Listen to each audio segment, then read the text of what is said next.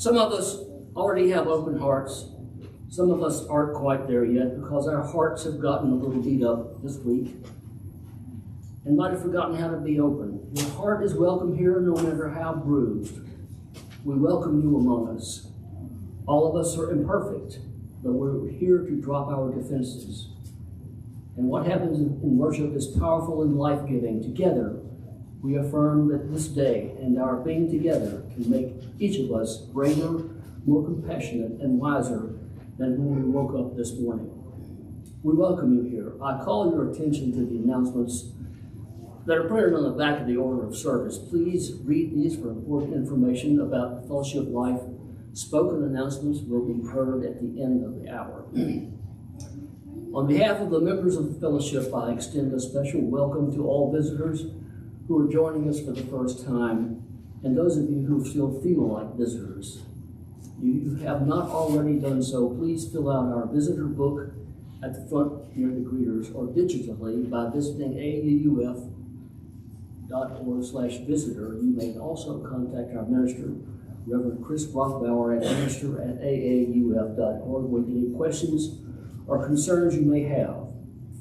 As we prepare for our service this morning, please remember to turn your phone and other electronic devices to silent. Let us move into the service, willing to be authentic with each other, honest within ourselves, and open to connection in all forms.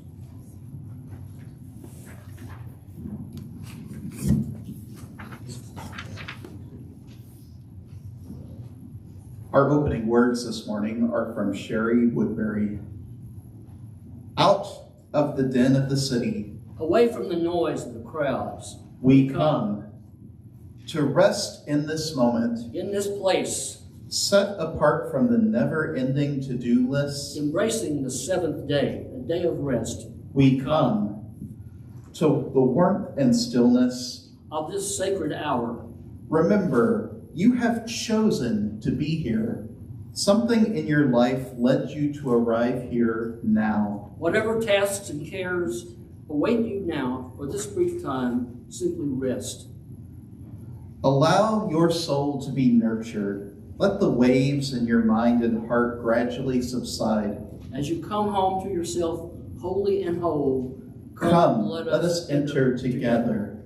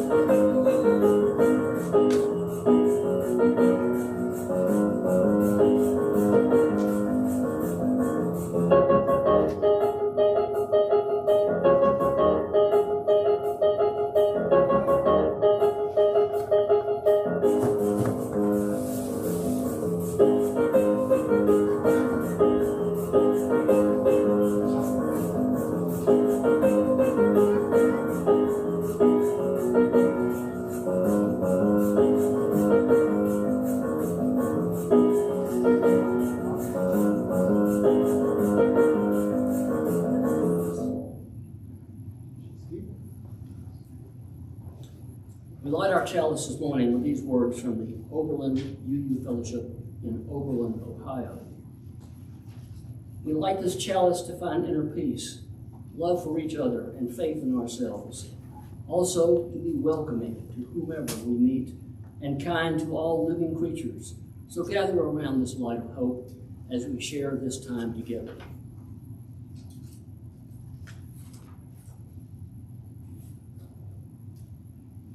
As is our tradition, we also light a candle in solidarity with those families and individuals separated and suffering at our southern border. We light our peace candle this week for the Boko Haram insurgency, which started in July 2009 with the militant Islamist and jihadist rebel group Boko Haram started an armed rebellion against the government of Nigeria. The conflict is taking place within the context of long-standing issues of religious violence between Nigeria's Muslim and Christian communities, and the insurgents' ultimate aim is to establish an Islamic state within the region. 368,000 people have been killed in fighting in Nigeria since 2009. 6,800 people were killed in 2022, and 344 people have already been killed in 2023.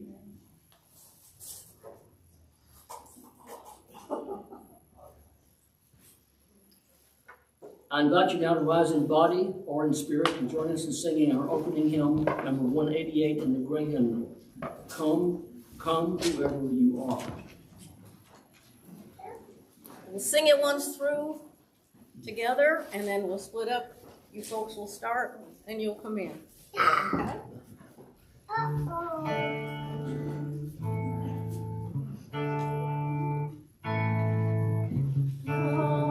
Come, whoever you are, wanderer, worshiper, lover of living, ours is no caravan of despair. Come yet again, come, come, come, whoever you are, come, come, whoever you are, ours is no caravan of despair. Ours is yet again, come, come, whoever you are, come, come, whoever you are, ours is no caravan of despair. Ours is yet again, come yet again, come.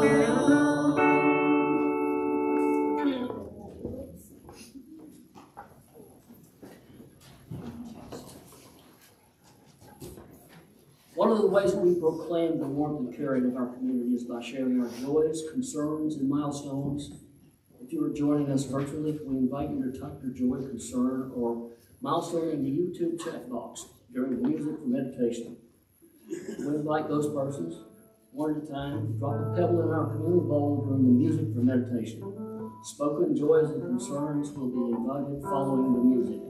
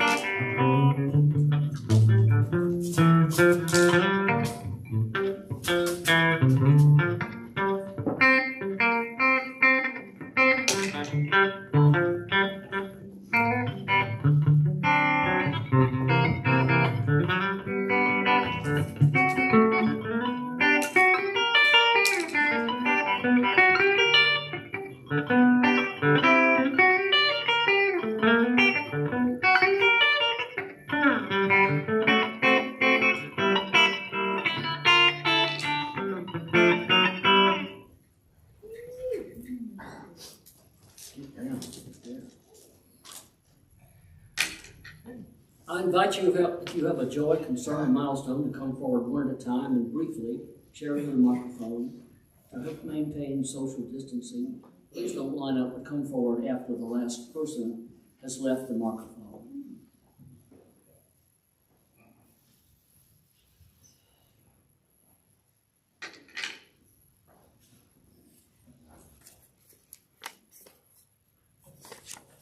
thank you, Daryl, for protecting our quilt up on the wall. And I have a concern because I've been experiencing vertigo for the past like 3 weeks, like every day.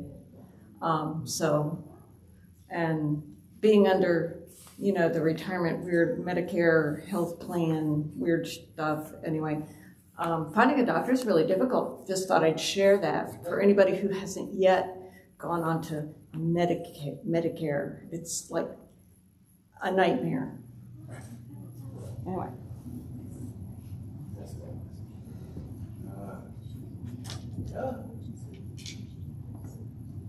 Sending our thoughts to Jim and Jan Newton this morning. They were in the ER until 3:30 last night. Jim was experiencing some symptoms. It turns out to be nothing serious, and he's planning on tutoring this afternoon, but after being in the ER until that late. But think about them that they can get some rest today.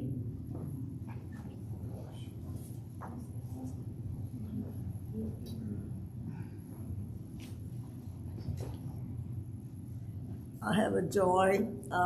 It was a joy to receive this sympathy card, and for all of you who created it, I want to say thank you. There's lots and lots of names on it, and it just made me feel better, and I want to thank you for it.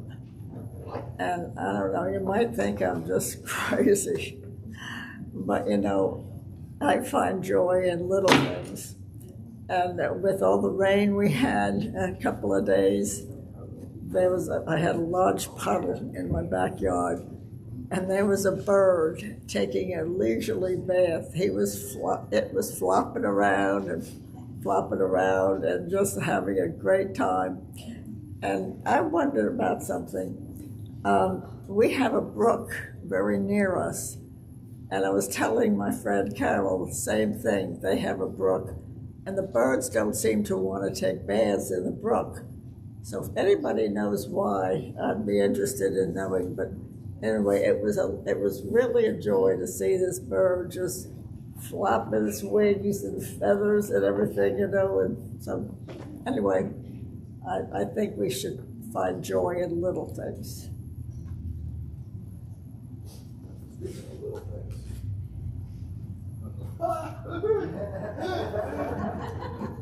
You didn't hear what he said. When I was younger, when I was little, I watched Peter Pan and believed too much in it. I didn't want to grow up. I forgot to be specific because I didn't grow up. Hi there. I was that small once. Anyway, Thursday is my birthday. I will be 70. And since my brain has not matured with the rest of me, I will not grow up.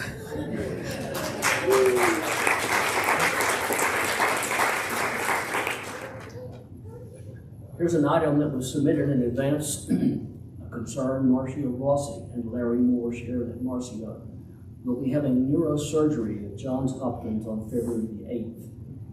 We will be away for several weeks, it seems, that a benign brain tumor, meningioma, that has been affecting her vision. Marcia would appreciate any positive and healing thoughts directed her way.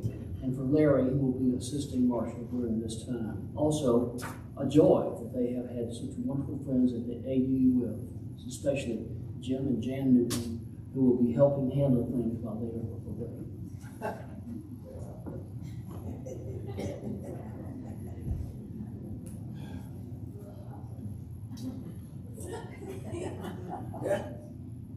The Moment for All Ages today is led by our coordinator of religious exploration, Angela Farmer. Yay! Anyone would like to join me?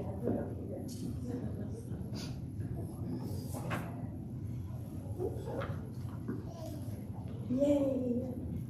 Hey, you want your story? Come here.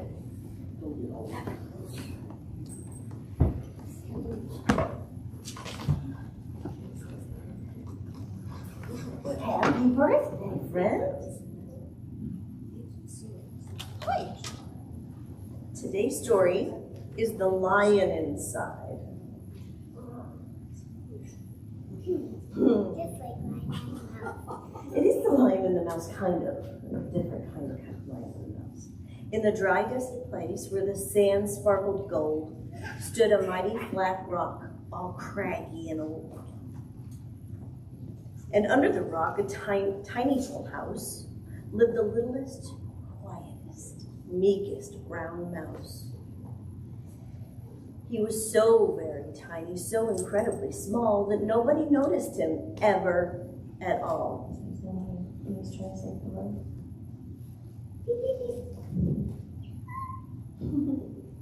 He got trod on and sat on and missed out for stuff, ignored and forgotten. Yes, mouse life was tough. Oh, thank you, Everett. Meanwhile, far above, on top of the rock, times were quite different. It was lion o'clock. The huge, toothsome creature made sure everyone saw how important he was by how loud he could roar. He was head of the pack. He was shouty and tough. He loved showing the crowd he was made of strong stuff. I think hippos are kind of heavy. I don't know. I never No looked one at can ever lift a hippo. Yes, all were impressed by this mighty king cat. If only, thought Mouse, I could be more like that. Then late one dark night, in his Minnie Mouse bed, the cleverest thought popped into his head. He jumped from the covers and held up a paw. I've got it, he said. What I need is a roar. And then he turned to look.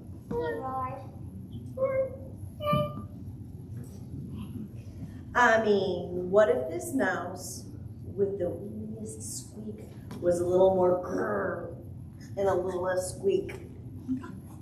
Well, he'd still be the smallest of fuzzy brown mice, but he'd make friends and join in, and life would be nice.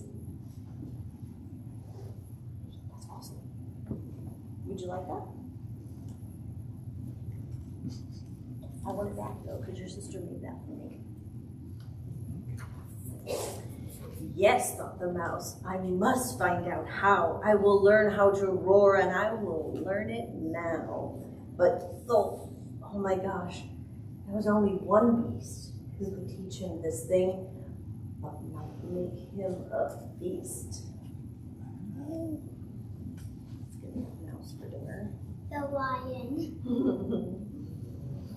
It was time to be strong, take a chance after all. Forever was such a long time to feel small. So he made himself brave, and he thought like a winner. He set off for the top, hoping not to be dinner. He felt like the scariest thing it felt like the scariest thing he could do. But if you want things to change, you first have to change you. The further he climbed, the closer he got to the slumbering lion reclining on top. That's really far up there. It's got bones. There's no way a mouse can do that. I don't know. Mice can do some pretty amazing things. They can jump really high. Then at last, as he stood on his tippity toes, he found himself suddenly nose to nose. Oh, pardon me. Wake up, Mr. Lion. You've got company. Squeak, Mr. Lion. What I've come to you for is Squeak. Do you think you could teach me to roar? A silence befell that twinkling plan. Lion opened his eyes and puffed out his mane. Time slowed right down why it felt like a week. And he opened his mouth and let out a... The lion was shaking, his paws all a fumble. He was backing away with a scrambling tumble. Don't hurt me, he whimpered. Oh, try to be nice. Well, my goodness, this lion, was frightened of mice. Don't worry, Mouse Peep. I'm a friend, not a foe. Let's rock this together. We'll have fun, don't you know? It was a magical moment for sure. That mouse didn't feel at all small anymore. He found his true voice and learned to speak out, and for that, you don't need to roar or to shout. And from that day and always, the two were a pair. They both liked that rock better. Now the rock was to share. The mouse, while still little, felt big in his head. And Lion, he still roared, but with laughter instead. Yes, that day they both learned that no matter your size, we all have a mouse and a lion inside.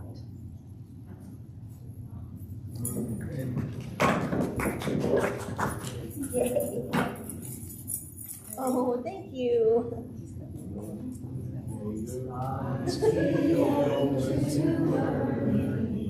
May your words bring truth into the world. May your hearts know love and your hands do justice as you go your ways. As you go your ways. As you go your way in peace. Please join me in the spirit of contemplation in whatever way feels right with these words from Beth Lefevre. We are whole, even in the broken places, even where it hurts. We are whole, even in the broken places, the places where fear impedes our full engagement with life, where self-doubt corrupts our self-love, where shame makes our faces hot and our souls cold. We are whole, even in those places where perfectionism blunts the joy of full immersion into person, place, and activity, where good enough does not reside except in our silent longings, where our gaps must be fast filled with substance, accomplishment, or frenzied activity, lest the gate open and disgust. We are whole even when we would doubt that our own goodness, richness, fullness, and depth, where we would doubt our own significance and even profoundness. We are whole even in our fragility, even where we feel fragmented, alone, insubstantial, and insufficient. We are whole even in process, even as we stumble, even as we pick up ourselves again. We are whole.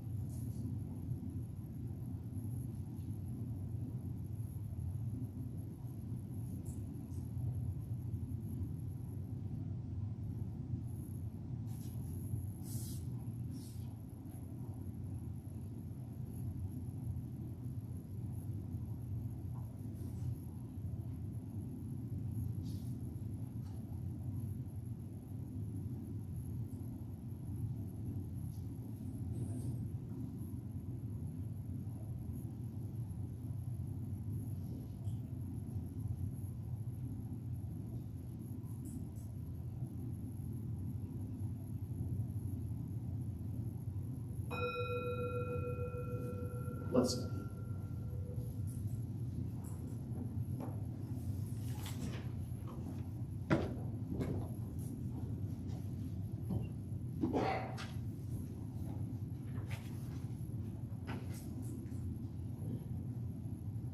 The religious community is like a river formed from the many streams of our lives that meet and merge and flow to the sea. The offering that we take each Sunday isn't a stale habit. It's an opportunity to recommit to this place, to this people. Our offering is an affirmation, a yes. When we give, we say yes to something we value. With our gifts freely given, may we say that to the values of our faith, may our offering help us practice Unitarian Universalism within and beyond our congregation as tools to empower our mission. To make a donation online via PayPal, please visit auuf.org/donate. Please indicate in the notes whether your donation is for your pledge or for the offering. If you are writing a check, please make your check payable to AUUF with a note on the memo line about whether it's for the offering or for the pledge, and drop it in the offering bowl or mail it to P.O. Box 669, Auburn, Alabama 36831. The offering will now be gratefully received.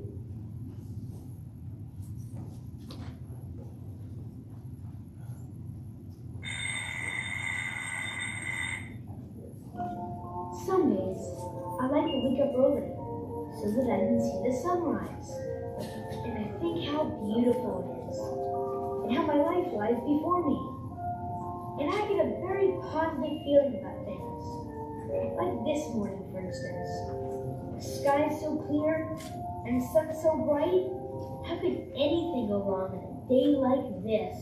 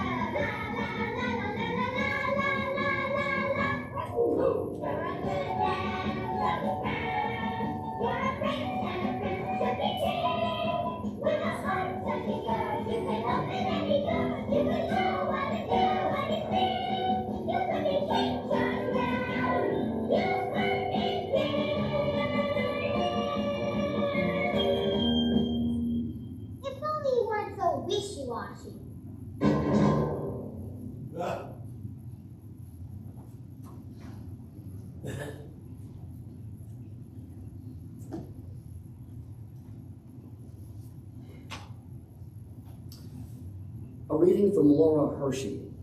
What you risk telling your story. You will bore them.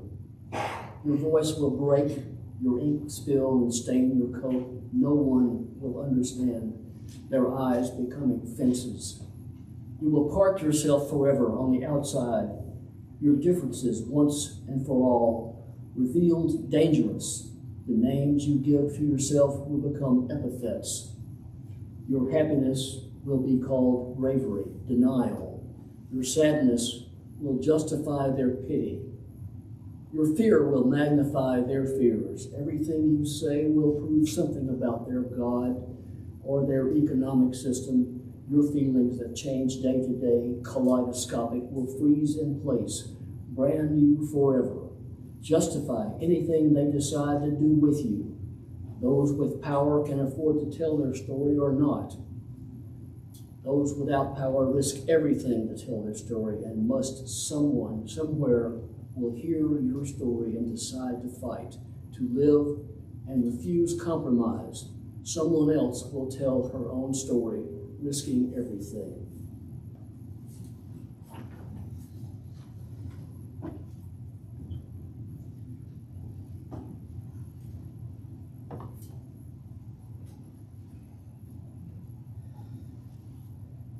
There's a phrase that I've heard since I was a kid. I suspect some of you might have heard it too. If you don't have anything nice to say, don't say anything at all. I heard some nervous laughter in there that makes me think I'm not the only person who heard that growing up. It is a truism in American culture right now that the way to be is nice.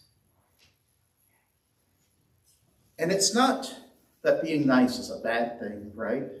We certainly could have done without some of the toxic masculinity that was produced on Donald Trump's Twitter for 4 years. But what happens when niceness becomes enforced? Well, I know even as a kid, I remember even if you were absolutely right about the thing you were saying, I knew plenty of adults who were ready to punish you if you said it in the wrong way. It was hit home for me when I started substitute teaching in some of my old schools during seminary. Often, it didn't matter who was right or who was wrong. It mattered how you said the words. And so, I witnessed on a nearly daily basis kids who were punished for no reason other than they said a true thing in a not so nice way. I'm going to take what for some of you might be a controversial stand this morning and say that niceness is not necessarily a virtue. Now, certainly, I'm not going to start going out and just being not nice to all of you for the sake of not being nice. But I do think there are limits. Niceness, according to the dictionary definition, means that you're pleasing, agreeable, and delightful. And in and of itself, there's nothing wrong with that. I love when people are delightful. I love when people are pleasing. But taken to its ends, niceness can be a way to discourage people from saying hard truths. It can be a way to encourage us to try to be a certain way so people will think of us as a good person. When I was a teenager, there was this lady who always came through drive-thru every day at 5 o'clock as she was on her way home from work. And she had the worst fake niceness you ever heard in your life. You could tell she wasn't really feeling nice, but she thought she was supposed to be nice to us. The one time we got her order wrong, we got to see how she was really feeling. And you know what? She had every right to not feel nice. And yet, she came through every day with that, "Oh, I'm doing good, how are you?" type of voice that you put on when you want someone to think that you're nicer than you are.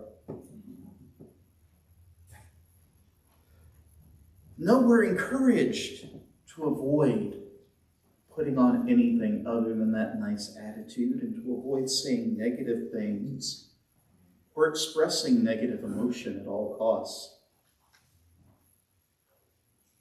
What would it have changed if she had not been a little nice during a 5-minute interaction with a fast food employee? Well, as long as she wasn't mean to us, I don't think any of us would have thought her the worst person in the world. And yet, I want to propose this morning that we have a culture of niceness.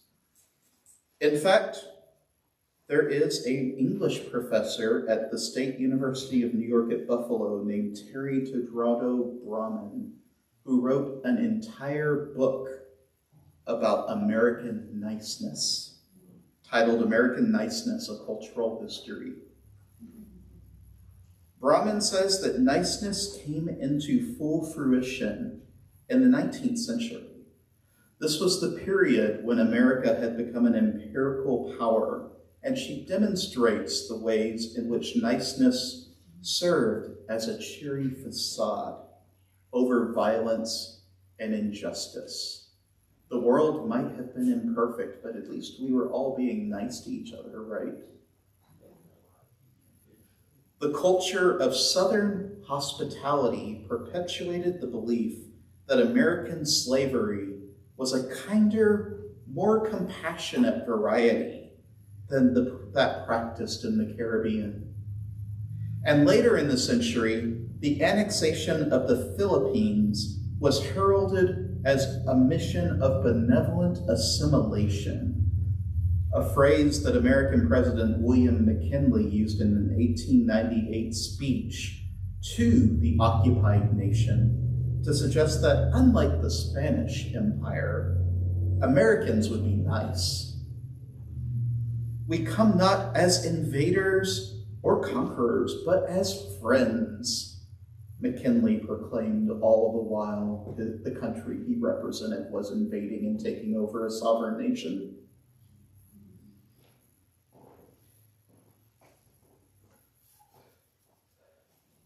Sinique Stephanie DeWalro, an anti-racist activist, says that the culture of whiteness ascertains that one should be nice.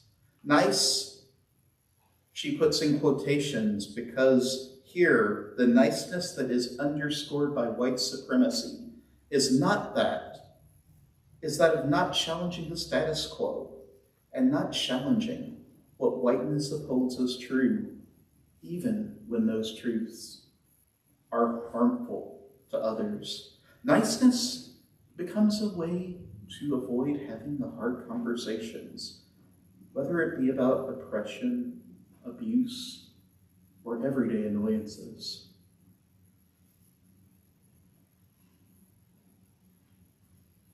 In fact, the number of times when people who are involved in social justice are put down and told that the things they're saying are invalid simply because they're not being nice about, God, I wish I had $1 for every time that happened. There's a nice little political cartoon from the Birmingham newspaper in the early 60s that accused Martin Luther King of saying things that weren't true simply because some people rioted. And it still happens today.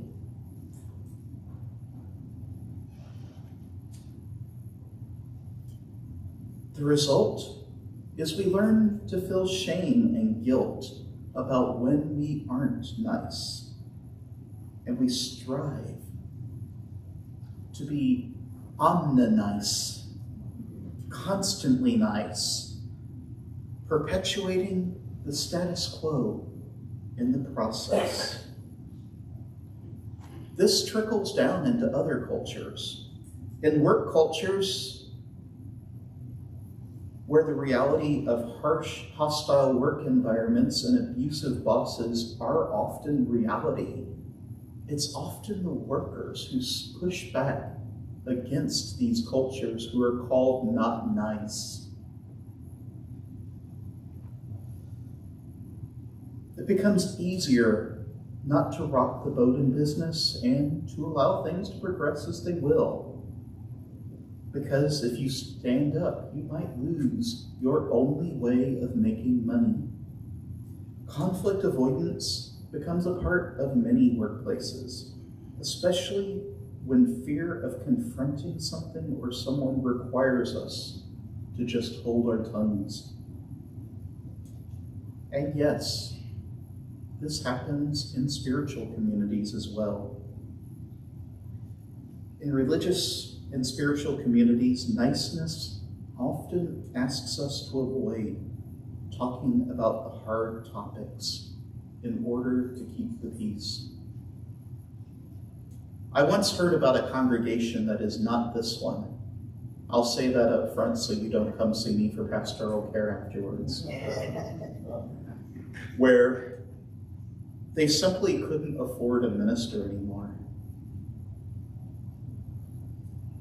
But the idea of letting their minister go was so painful that what they chose to do, what they thought was the nice thing to do, is they just didn't put the minister in the budget and let them figure it out for themselves.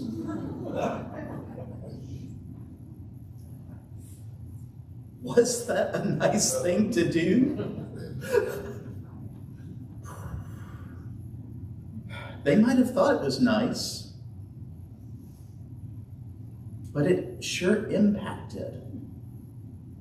It sure impacted not just the minister, but all of those people who couldn't bring themselves to have a difficult conversation. In fact, many church consultants are now advising congregations that rather than putting in their covenant to assume good intentions, that we should just assume everyone has good intentions already and talk about what impact those intentions are having on the community. Because the reality is, if all we care about are intentions, we're already doing great.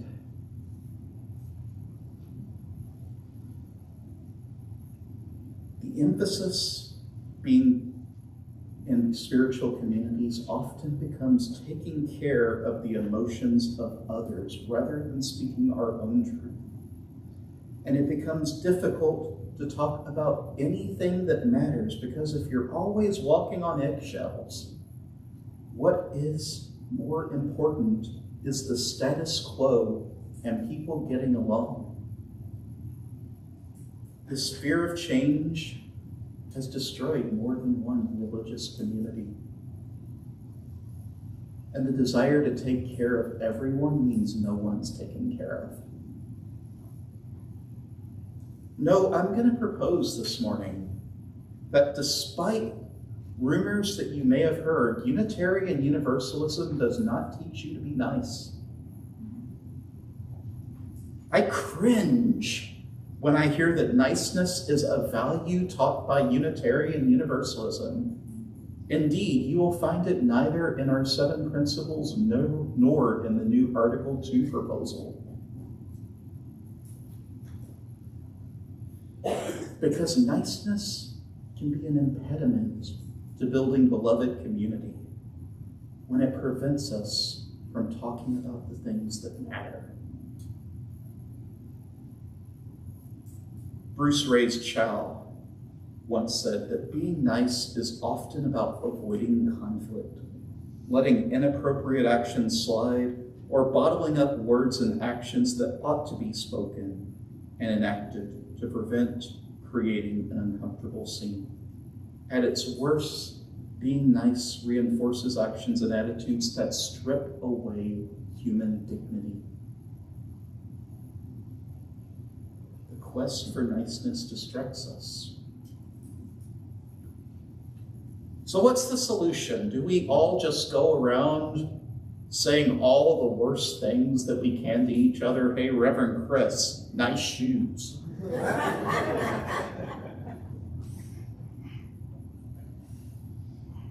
Well, even though they're often viewed as synonyms, I want to propose that the alternative is kindness. There's a subtle difference here, because kindness is having, showing, or proceeding from benevolence. We are kind when we are less concerned about what others think and more focused on doing the right thing. And indeed, a wide variety of expressions and emotions can be kind, even when they don't feel good in the moment. Author Kelly Shee gives a nice example of the difference between kindness and niceness. She says that holding the door for others can be expressed as either nice or kind. If the underlying motivation is to create a favorable impression for the purpose of asking for a favor later, if I'm holding the door for Martha because I want her to think I'm a nice boss, then the action can be considered nice due to its pleasing effect, but not kind without a sense of benevolence. Conversely, if the motivation is to spare the other person from extra effort, if I notice that Martha's holding a bunch of boxes in her hand, and I think she's not going to be able to turn that doorknob by herself, then the action can be considered kind.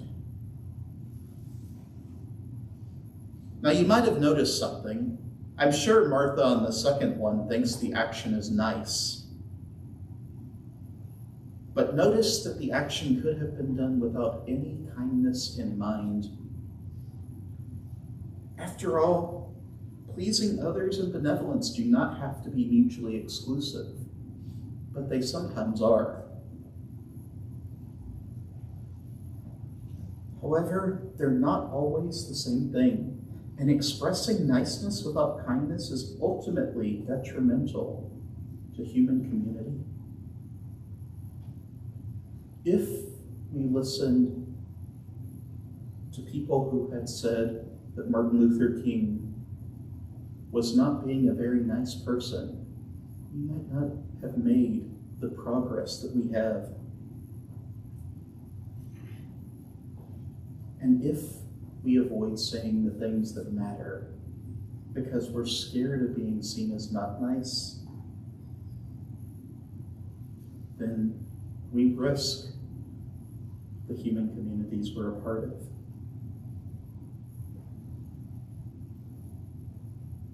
So, this is my ask of you this morning. Be kind to me, not nice. Kindness can feel unkind, but it's ultimately what we need. It can be hard to hear difficult truths about ourselves in the world. Our culture teaches us to want to feel good, so much so that TV shows and movies are often rated based on how good they're going to make the viewer feel. Ultimately, though, if we learn to hear hard truths, they can make us better people.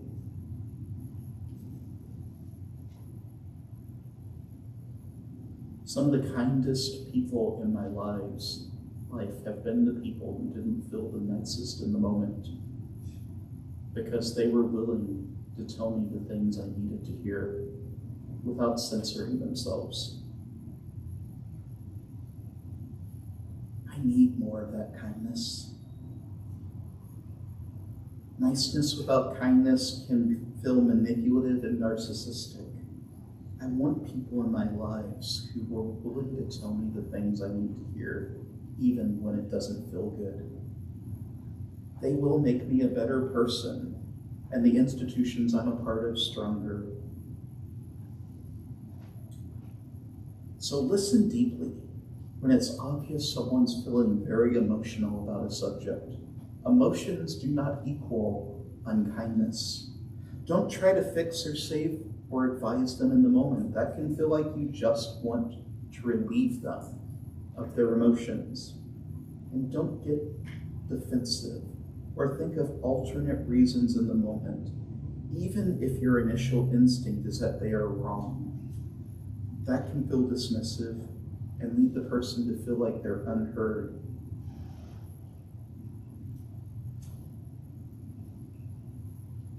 A kind world is a world where we can all express ourselves authentically for the good of all. I want to constantly strive to be kind whenever I can. I'm still learning not to feel shame about my authentic self. Trauma will do that to you. But together, I think we can learn to be more kind together in community, because where else can we learn to be kind, but in a community where we all assume we're doing our best? Sinique Stephanie DeWallow said that it's a weird thing when being forthcoming makes folks view you as aggressive, having an attitude, and not being a team player. Let's together build a world where we view emotions and truths not based on how they make us feel, but how they make us grow. May it be so. I invite you to rise in body or in spirit and join in singing our closing hymn, number 318, in the gray hymnal, We Would Be One.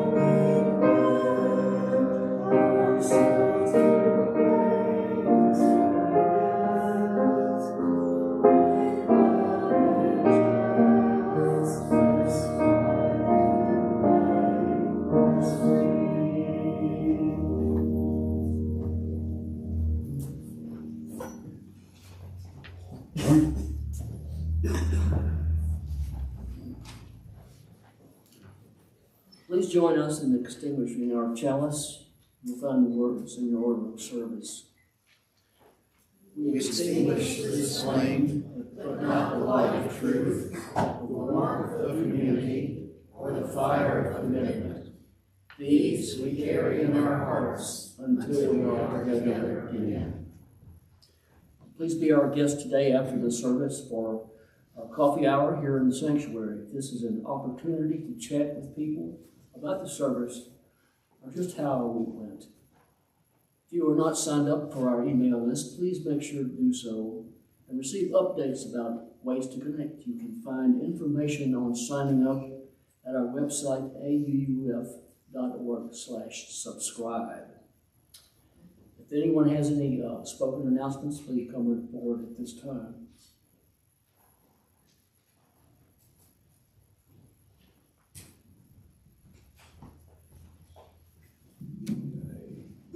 Okay. Hey, I'm Chris. A couple updates. So next week is potluck, and we're also It'll be a lay-led service. The theme is love beyond romance. So the idea is trying to have I think about an expansive definition of love. Not that I have anything against romance, but be thinking over the course of the week of someone or something or some idea or some place that you love that you might like to share a story about.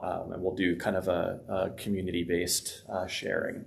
And then another thing, this probably should have been a joy, but I didn't see the message until I had sat down. But I just got a message from Zach. The UU Campus Ministry has been provisionally approved as an official organization at Auburn. So we'll be trying to work on building that up. So thanks, Zach.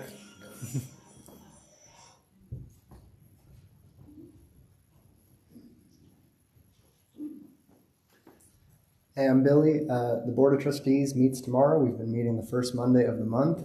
They're always open to anyone who wants to come be a part of the action. We're in the Bush Center and also have a link via Zoom. If you want to find out what we're up to, we usually have some updates go out afterwards about what happened at the meeting. And I'm making an effort to have updates posted on Slack, where we have a channel for the full fellowship. So if you're interested in keeping up and don't want to go through emails to find out stuff that was a few months past, it's a really great resource. Thanks.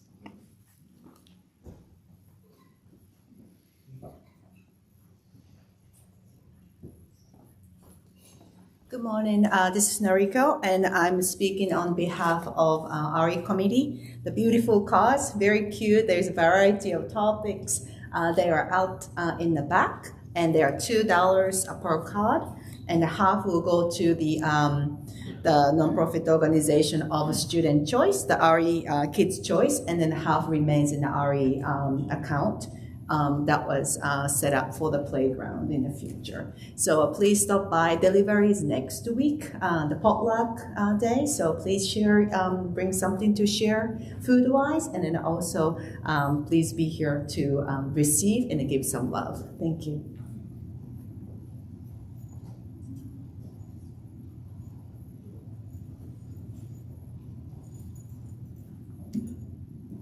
When you go find those Valentine's Day cards, and I'm doing some heavy shopping in a couple minutes, all my siblings need children's Valentine's Day cards. There's also some little tote bags, and those are also going to go, and if you buy them for $5, then that also goes to the Valentine's Day Express.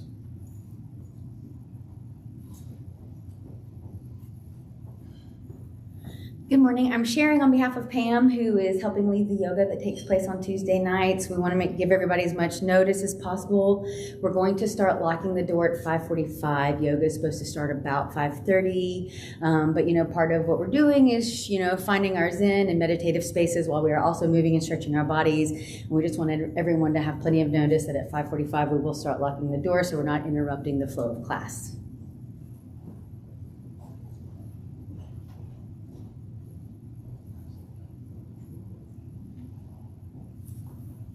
Please join us now for our song of benediction. We find you going to the order of service.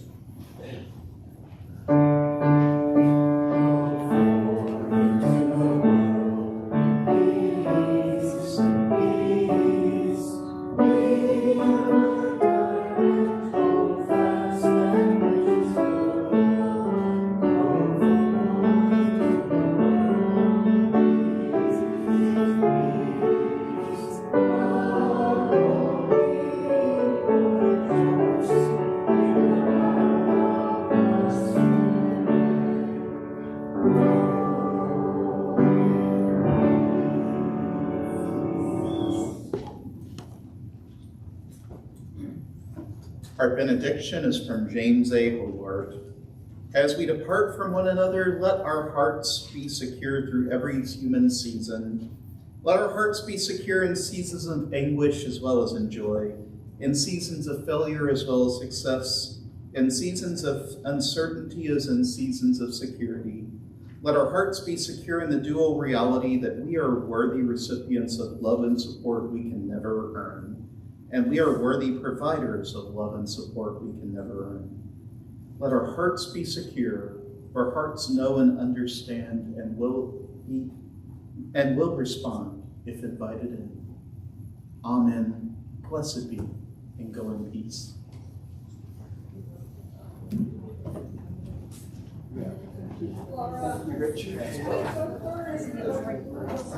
Well,